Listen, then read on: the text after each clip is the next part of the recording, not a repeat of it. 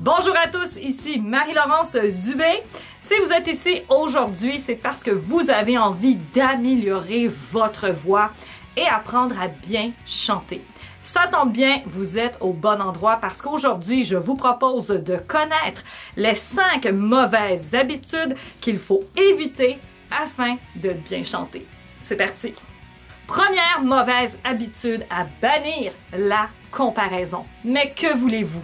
On se compare et c'est normal, on fait tout ça. Si on passe son temps à se comparer, ça nous démotive. Malheureusement, on se dit, pourquoi moi, j'ai pas autant de puissance? Pourquoi moi, je n'arrive pas à faire des run and riff? Il faut comprendre que chaque personne progresse à son propre rythme et on a tous une voix différente parce qu'on est tous différents. Donc, concentrez-vous sur votre évolution vocale, sur votre progression et sur votre voix. C'est pourquoi c'est important de suivre des cours régulièrement avec un professeur et de vous enregistrer. Enregistrez vos séances pour pouvoir écouter par la suite vos erreurs et les corriger, mais aussi écouter le progrès vocal que vous faites de mois en mois, d'année en année. La deuxième mauvaise habitude à bannir pour toujours, ne pas se reposer assez. Souvent, surtout quand on est débutant, on veut s'entraîner vocalement. On veut avancer plus vite. On veut avoir une belle voix tout de suite maintenant. Par contre, ça ne fonctionne pas comme ça. Apprendre à chanter, ça prend du temps. On doit prendre le temps de travailler sur notre technique pour explorer notre propre voix. Et si on commence à s'entraîner tous les jours pendant 2 heures, ça n'ira pas plus vite. J'ai vu des personnes travailler leur voix pendant 3 heures, 7 jours semaine, en pensant que, voilà, subitement, ils allaient devenir Maria Callas. Non, c'est pas comme ça que ça fonctionne. On a chacun un rythme d'apprentissage très différent. Si vous ne laissez pas le temps au corps et aux cordes vocales de se régénérer, de prendre du repos, votre voix va se fatiguer et vous serez vous-même fatigué. Pour entendre du progrès, il faut se laisser du temps. Et l'erreur à bannir, c'est de vouloir aller trop vite sans se reposer. Reposez-vous quelques jours. Votre voix sera toujours là, les exercices seront toujours là, mes vidéos sur YouTube seront toujours là. Ce n'est pas une question de vitesse, mais de qualité d'entraînement. Je répète encore une fois, ce n'est pas la vitesse, c'est la qualité de votre entraînement. Oui, d'accord, vous pouvez travailler, entraîner votre voix pendant 2 heures et après, vous allez être fatigué vocalement, épuisé et vous n'aurez pas nécessairement progressé. Parce que si vous travaillez des exercices qui ne fonctionnent pas pour vous, parce que rappelez-vous, ce n'est pas tous les exercices qui fonctionnent pour tout le monde. C'est vrai que si on a la chance d'avoir des cours de chant réguliers et que notre professeur nous donne des exercices sur mesure pour notre voix, alors là, super! On va progresser plus vite. Mais sinon, si on travaille seul à la maison et qu'on travaille pendant 3 heures, 7 jours semaine, on ne tiendra pas longtemps. C'est comme un régime. Hein? Un régime alimentaire. Oui, je suis au régime. Je ne mange que de la laitue et des légumes.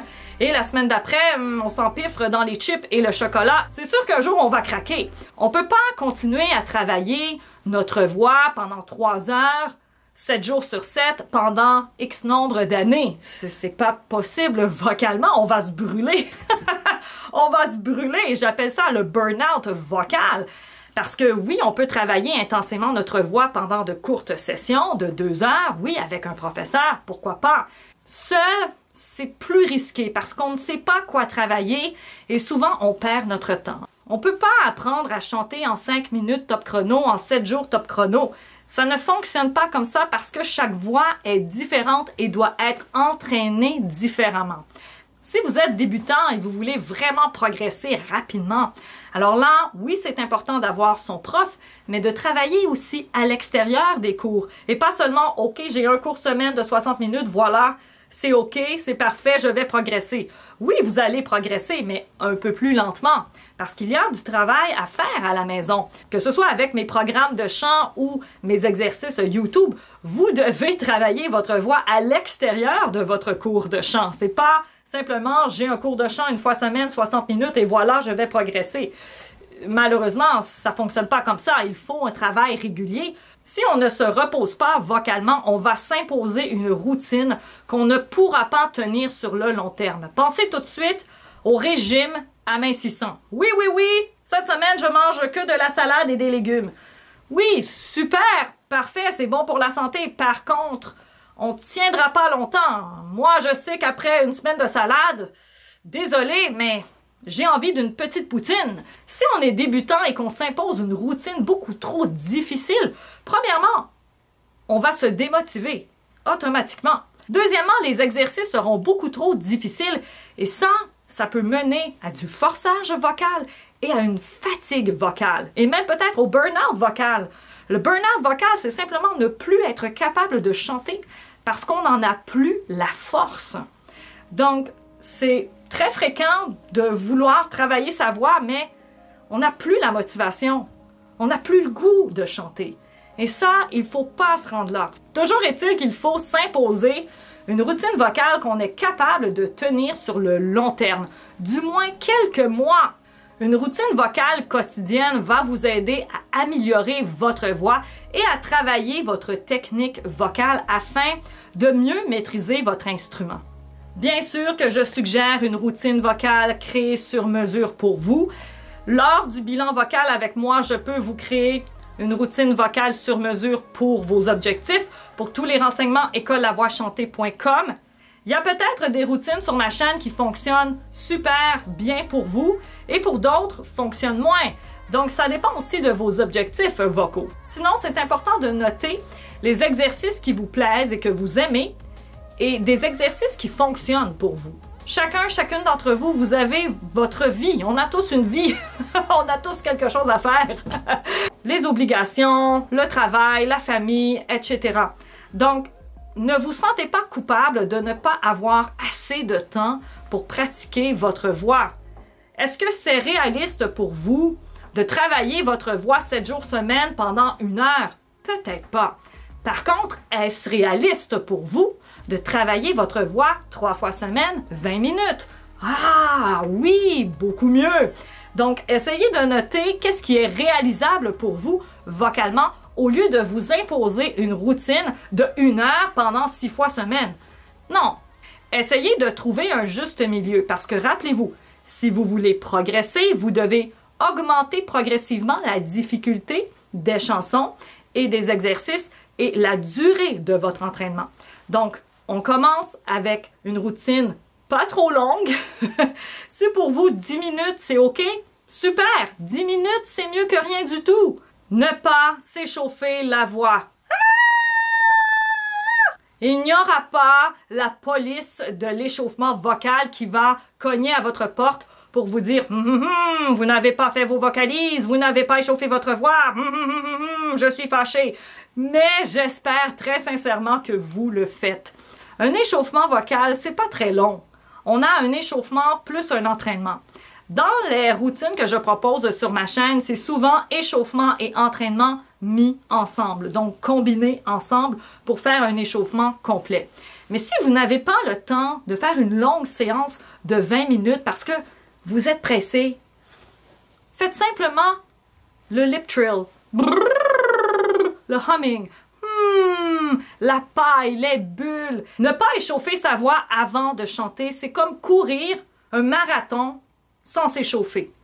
C'est ce que vous demandez à vos cordes vocales.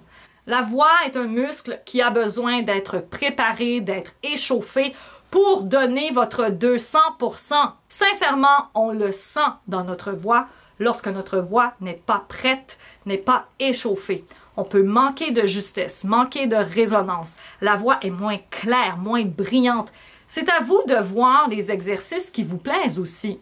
Peut-être vous n'aimez pas l'échauffement vocal parce que les exercices qu'on vous impose, vous ne les aimez pas. Si vous n'aimez pas le humming, alors ne faites pas le humming, mais choisissez une consonne nasale par contre. Changez le humming pour le hum ou le ng. Essayez de vous amuser avec votre voix. L'échauffement vocal, c'est pas très long. On peut même échauffer sa voix sans avoir de piano. J'ai fait une routine vocale récemment, routine vocale sans piano, où je démontre quelques exercices très simples, très efficaces pour échauffer votre voix sans avoir accès au piano. La dernière erreur, chanter trop fort pour compenser un manque de technique vocale. Avoir de la technique vocale, c'est savoir maîtriser sa voix. savoir comment utiliser son propre instrument, sa voix.